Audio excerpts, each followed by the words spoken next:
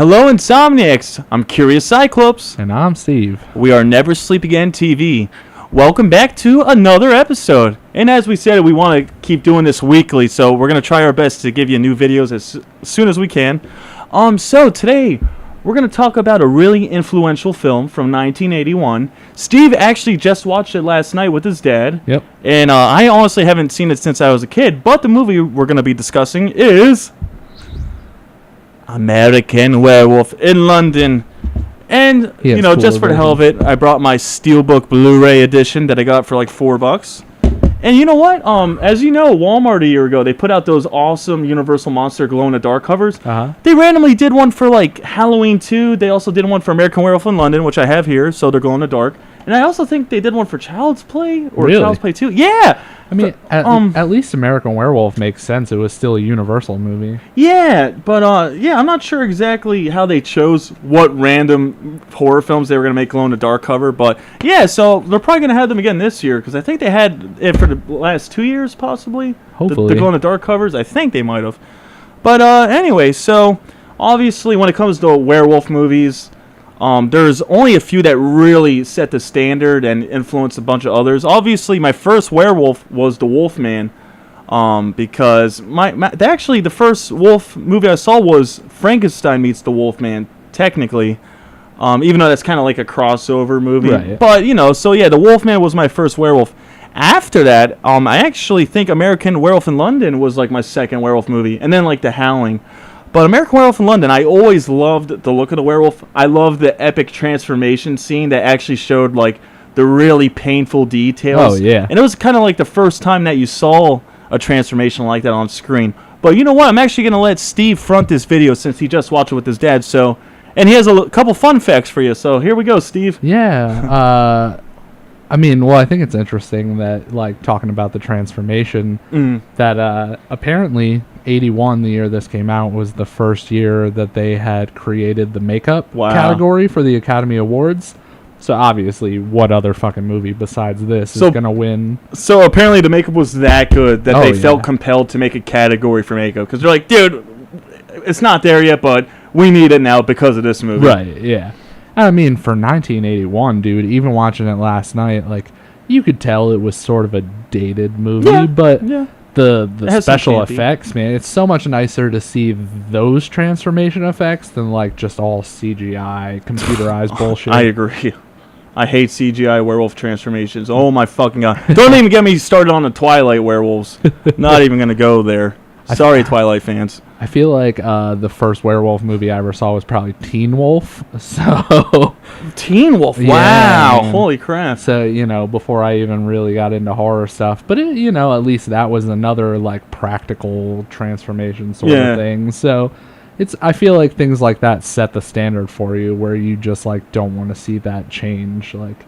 So now I have no interest in a movie that's just like tap into the computer and all of a sudden werewolf. Like. Yeah, I mean the best CGI werewolf I did see, it actually might have been part practical too, but in the remake of the Wolfman, you know, they did a decent job trying to. Del Toro one, the one from like 2010. Yeah. I saw it in theaters, and you know they did a somewhat decent job with the Wolfman, but obviously it was a flop. Apparently that actually won makeup category as well. Really? Yeah, that was on the like IMDb facts page. Okay, so they must have had a lot of practical in there. But yeah, there was some really good shots of it.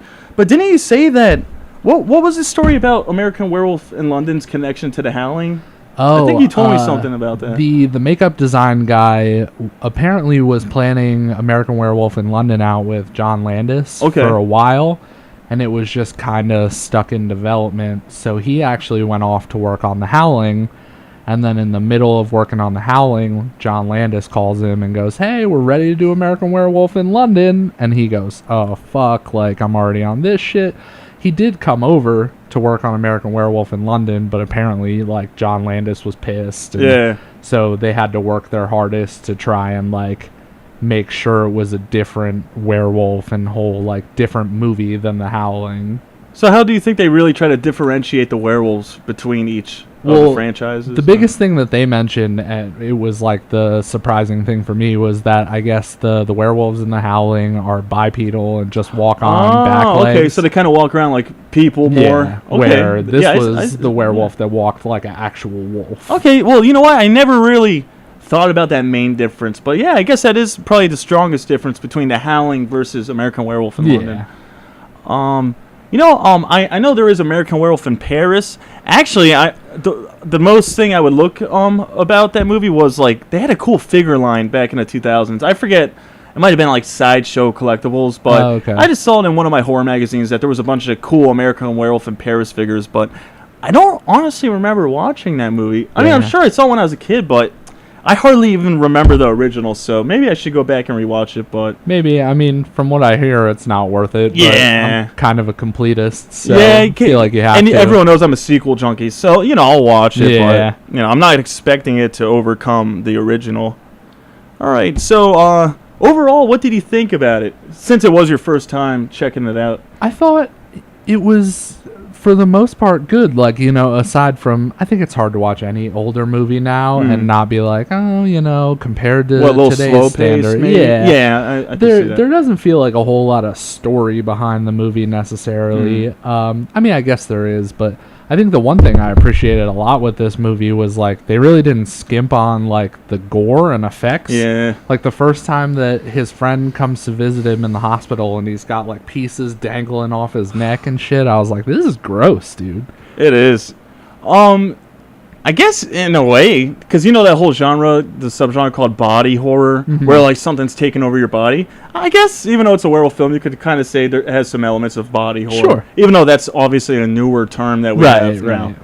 But how was the atmosphere and the settings on your... Because he watched it in his theater room in his house, so I'm sure it must have been cool at least. It must be great watching it was really cool.